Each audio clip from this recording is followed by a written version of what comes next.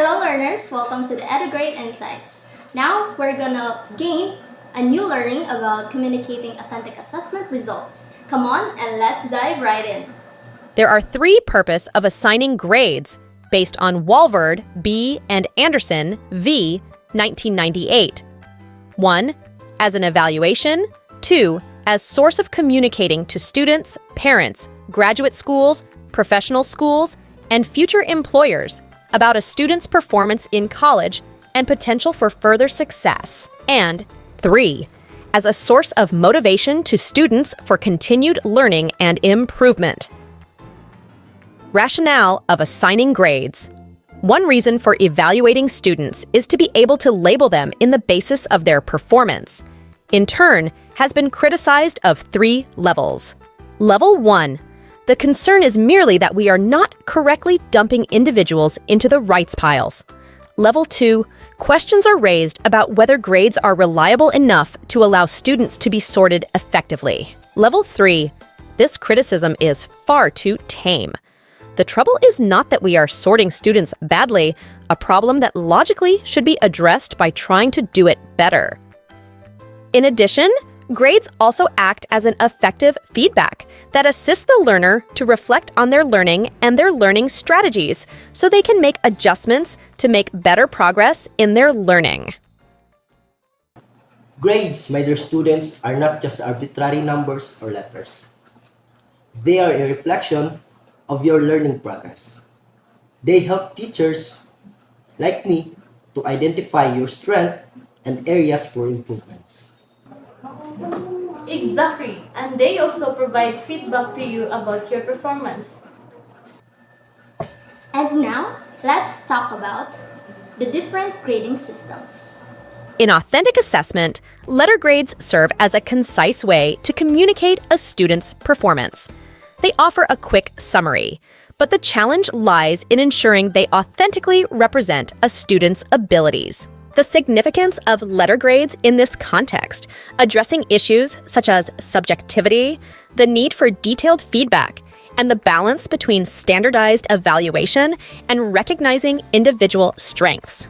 Additionally, it could discuss alternative assessment methods that provide a more comprehensive understanding of a student's skills and knowledge. Letter grade is pretty common. They range from A to F, with A being excellent and F is,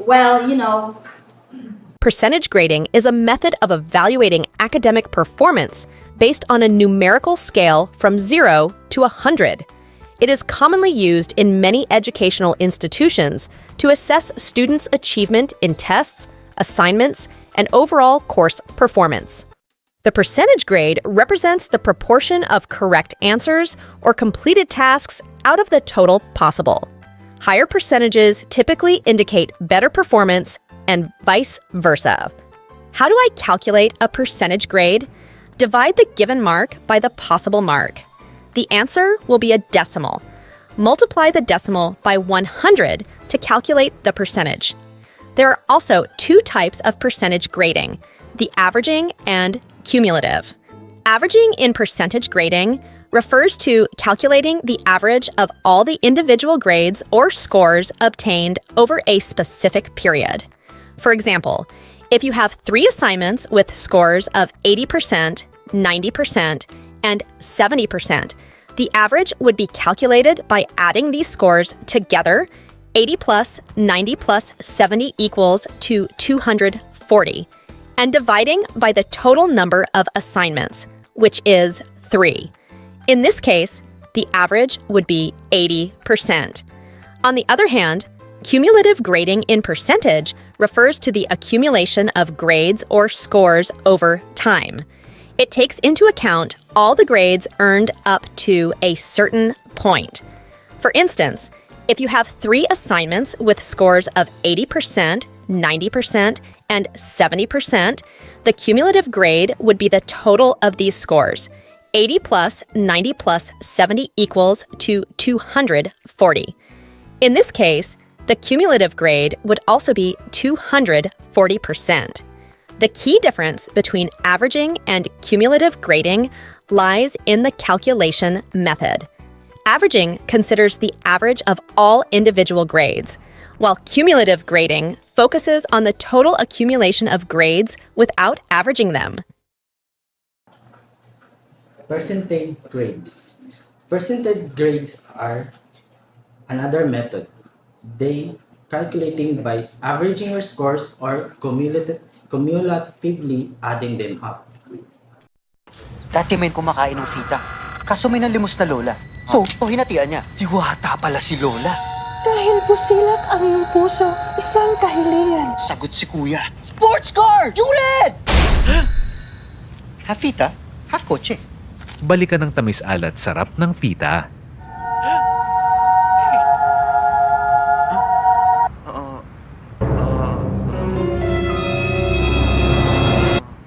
Balikan ng sarap. Verbal or grade descriptors serve as a valuable tool for both teachers and students. These descriptors outline the characteristics of performance at each grade level and help teachers explain the academic requirements to their students. By providing well-written grade descriptors, educators can assist students in comprehending the marks they have received and the reasons behind those marks. This clarity fosters a better understanding of their academic progress.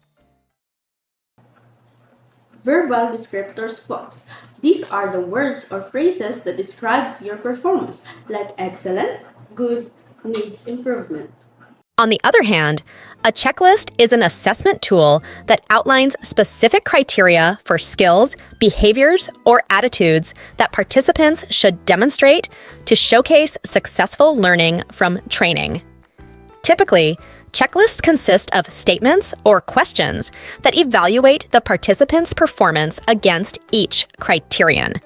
This structured approach allows for a comprehensive assessment of the participant's progress and aids in identifying areas that may require further attention or improvement.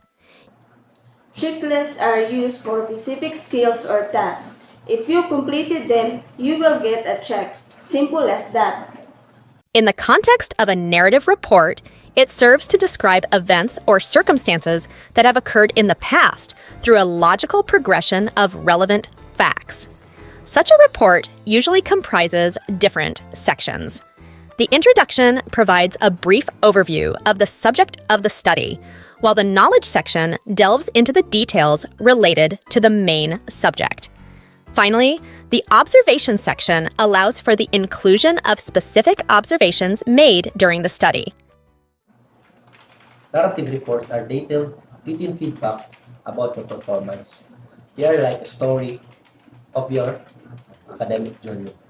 Report cards serve as a means of communicating a student's academic progress and performance to their parents or guardians. They provide a comprehensive overview of a student's achievements, strengths, and areas for improvement in various subjects or areas of study.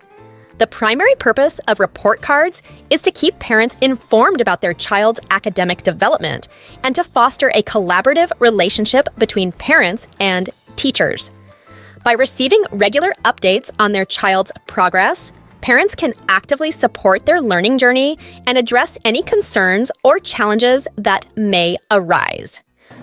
And now, how do we communicate these grades to the parents? Report cards also serve as a tool for assessing a student's overall growth and development. They help identify areas where a student may need additional support or enrichment, allowing teachers and parents to work together in tailoring educational strategies to meet the student's specific needs. Furthermore, report cards provide a platform for recognizing and celebrating a student's achievements and milestones. They can highlight areas of exceptional performance, commendable effort, and positive behavior, boosting a student's self-esteem and motivation.